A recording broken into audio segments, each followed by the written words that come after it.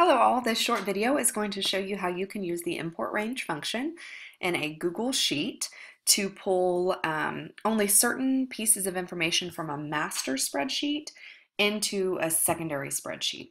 So you'll notice on the screen I have a demo spreadsheet opened, and for the purposes of this demo we're going to say that this is the master human resources spreadsheet and we need to create a secondary spreadsheet for the technology department.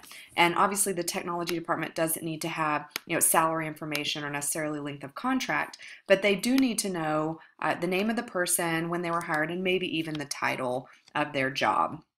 So this is my master spreadsheet. So the first thing I'm going to do is create a new secondary spreadsheet. And I'm going to title this spreadsheet demo, and we'll say HR for technology, because the idea is that this master spreadsheet would feed only certain information to the secondary spreadsheet. So this is going to be demo HR for tech department.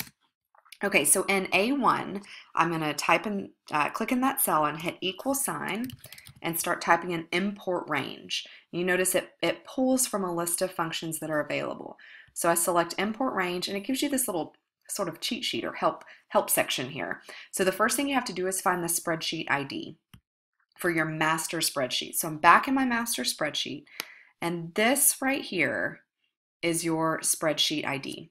So I'm going to copy that, come back over to my secondary sheet, and paste that in. Now, you have to make sure that you have quotations around that spreadsheet ID, and it shows you that right here. All right, so now I'm going to do a comma, new set of parentheses, and now we're looking for the name of the sheet. So back on my master spreadsheet, down at the bottom, you can barely see right there, it says sheet 1.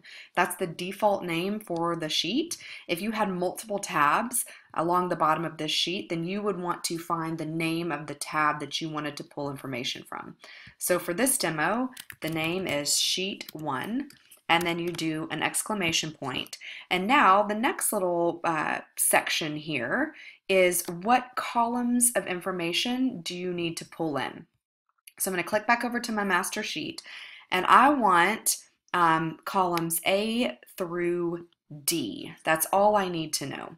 So I'm going to come back over here and I'm going to say columns A through D, close quotations, close parentheses, and then hit enter. Now you may see a little something pop up in A1 that says error or reference. If you mouse over it, you may have to click on the little blue button that says allow access. So here's what that does. That allows this secondary spreadsheet to talk to the primary spreadsheet.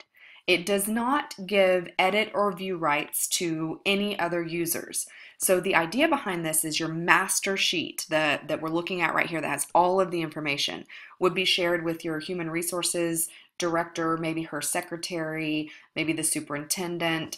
And then the secondary spreadsheet talks to that master sheet, but you choose who has access to this secondary sheet. So for the purposes of this demonstration, this would be shared to the technology department director, maybe the instructional technology specialists, where they could come in here. So you notice this has pulled all of the information from my master sheet.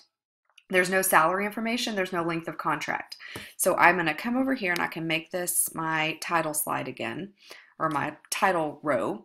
And in column E, I can say laptop issue date. So I can go in, and as we issue laptops, I can say, okay, this was issued on 8/23/2015.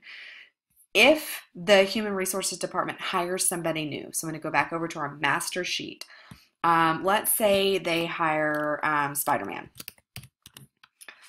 So they can come over here as they are entering in information into their master sheet. That information is automatically going to be populating over here onto our secondary sheet. But you'll notice if I go through and I fill these all the way in, the only information that's going to come over into that secondary spreadsheet, I'm going to do a refresh here, the only information that comes over is the information from columns if I click back in A1 where we see our import range function, only columns A through D. So none of the sensitive information will be pulled over into that secondary spreadsheet.